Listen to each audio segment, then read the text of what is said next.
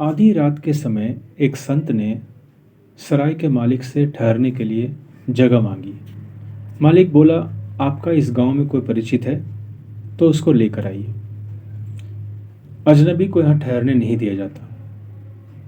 सर्दी का समय है, रात में कहाँ जाएं, कौन परिचय कराएगा। संत ने ये सोचा कि यहीं पेड़ के नीचे बैठकर रात गुजार देते हैं। इतने में देखता है कि एक राहगीर जा रहा है।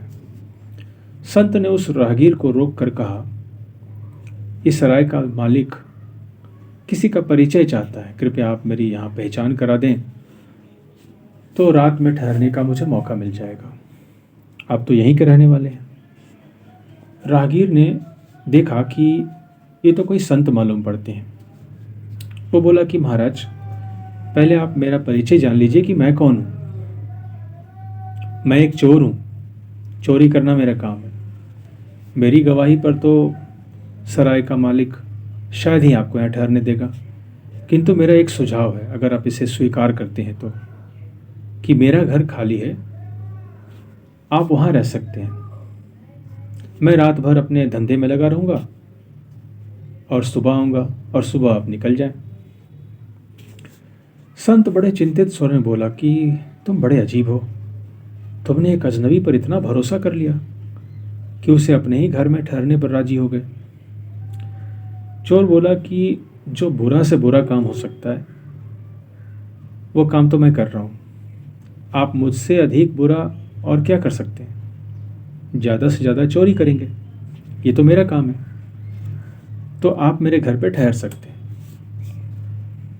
महात्मा ने सोचा कि सराय में जगह नहीं मिली, वहाँ अच्छे लोग रहते हैं, चोर जगह देने को तैयार है। परंतु उस महात्मा के अंदर जो संत है वो कहीं ना कहीं डर रहा है कि चोर के घर कैसे ठहरा जाए। पर चोर संत से बिल्कुल ही नहीं डर रहा है। महात्मा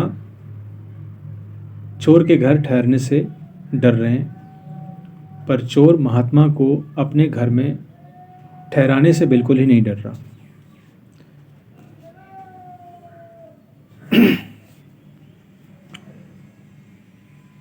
अंततः महात्मा निश्चय कर लेते हैं कि मैं इस चोर के घर ठहर जाता हूँ। सुबह होते ही चोर घर लौटेगा और मैं यहाँ से निकल जाऊँगा। जब सुबह चोर वापस लौट कर आता है, संत ने दरवाज़ा खोला, पूछा कि कुछ मिला? चोर ने हंसते उत्तर दिया, आज तो नहीं मिला, लेकिन कल फिर कोशिश करेंगे। वह उदास नहीं था, परेशान नहीं था, चिंतित नहीं था, हैरान नहीं था, कुछ भी नहीं था। संत लगभग 1 महीने चोर के घर ठहर गया। चोर रोज ही खाली हाथ लौटता। संत रोज उससे पूछता। चोर यही उत्तर देता, आज नहीं मिला, कल कोशिश करूँगा, सफलता जरूर मिलेगी। बरसों बाद संत को आत्मज्ञान प्राप्त हुआ। उसने सबसे पहले उस चोर को धन्यवाद दिया कि उसी के बार बार असफल प्रयासों से भी निराश न होने पर उन्हें स्वयं प्रेरणा मिली है। चोर तो नित्य चोरी के लिए जाता, खाली हाथ लौटता, किंतु निराश नहीं होता, उदास नहीं होता, न कभी कहता कि धंधा बेकार है, न कभी उस धंधे से ऊबता, न छोड़ने की बात करता।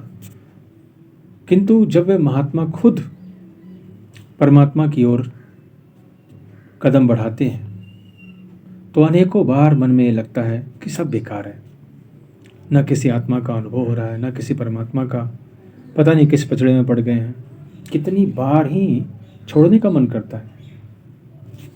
लेकिन अब जब कभी भी ऐसा ख्याल आता है तो उस चोर का ख्याल आ जाता है कि साधारण संपदा के लिए चोर ने प्रयास किया, किंतु विफलता पर कभी निराश नहीं हुआ। तो उन्हें भी परम संपदा को पाने के प्रयासों में असफल होने पर कभी भी निराश नहीं होना चाहिए। और वही लगनशीलता, निरंतर प्रयास उनकी आत्मज्ञान की प्राप्ति में सहायक बन गया।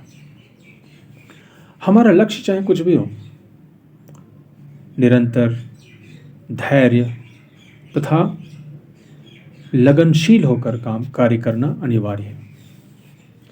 कभी कभी हम सफलता की प्राप्ति के लिए रातों रात ही कुछ पा लेना चाहते हैं, पर इस तरह से कुछ भी पाया नहीं जा सकता। यदि कोई भी व्यक्ति लगन से कार्य करे तो सफलता के चरम लक्ष्य तक पहुंचना निश्चित है।